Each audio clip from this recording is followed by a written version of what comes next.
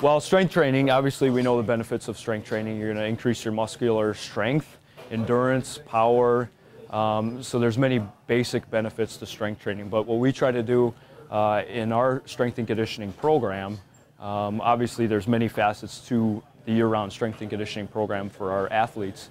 But first of all, I guess we want to determine the specific phase or the time of year that we're in for each sport, whether it's off-season phase. We do a kind of an off-season 1, off-season 2, a preseason, and an in-season. So we kind of break things up into 4 distinct phases. And what we do within each phase is we want to establish the athlete's strength potential. So we have many core lifts that we do. We have a back squat, front squat. We do incline bench, flat bench, seated shoulder press. And then once we get into more specific phases, we'll do more velocity-specific exercises, which will include your traditional snatch and clean and jerk exercises. So right away, we start them out at the beginning of the phase. We test their strength potential by doing a 1-rep maximum effort. And then based upon that 1-rep max, what we're going to do is devise a strength program that's personalized to their strength potential. And then they'll work off of a percentage of their 1-rep max. So it's not just coming up here and doing whatever weight you can do, for a given amount of reps. There's a little bit more of a periodized program that we follow. And generally with most power speed sports, we try to get them to peak twice within the year. So we'll have them peak for absolute strength, which is slow speed strength. And then once we get closer to their in-season, like the end of a preseason phase, we're trying to develop more velocity or speed-specific strength, which is more closely going to mimic what their movements are like out on the football field, basketball court, track, whatever sport that they're in. And ultimately, those are 2 goals right there that are very definite, and they're different from each other. And along with that, within generally every phase, we're trying to do prehab type exercises, keep their muscle balance together. So we're generally pushing and then counteracting that with a pulling movement, just so we make sure that we're balanced. And then there's a lot of other things that play into factor. We'll do a lot of rotator cuff type exercise, just to make sure that we address the shoulder joint, as we have a lot of athletes with some bad shoulders. Also, hip exercises, we try to do a lot of multi-hip type movements to strengthen up the hip area, make sure that they're strong and they're stretched out. That, along with some static stretching to make sure that we stay flexible.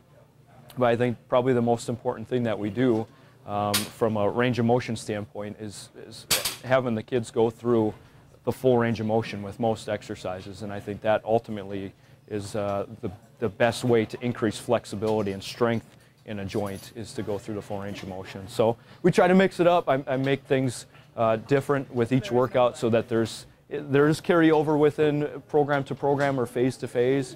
But generally, we're going to challenge them by doing different movement patterns within an exercise, and then, again, different velocities, different speeds of movement at different angles. And I think that's where the real benefit comes in from doing this strength program, is incorporating much variation. That keeps the athletes a little bit more interested in it, so they're not doing the same old repetitive stuff.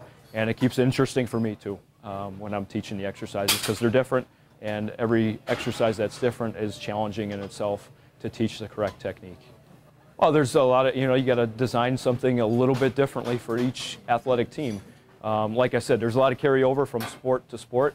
You're trying to just, from my perspective, design a program that is going to enhance athleticism.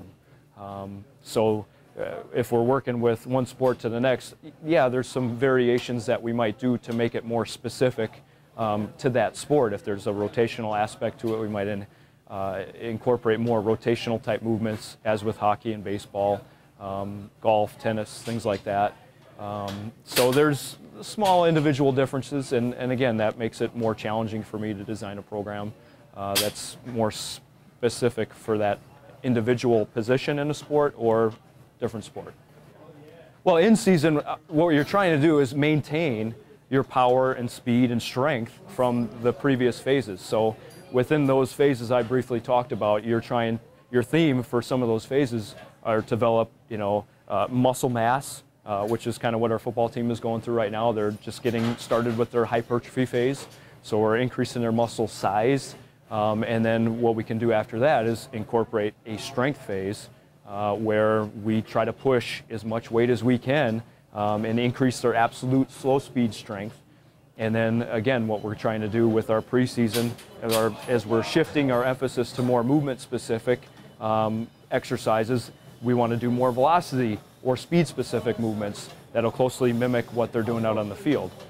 So that, like I said, there's differences between each training phase, and each training phase should have its own individual theme, so that you're not just coming in and just doing the same old routine and trying to push as much weight as you can, because we know through our research that if you try to do that over and over again, week in, week out, you're going to plateau and you're going to see diminished results from doing that.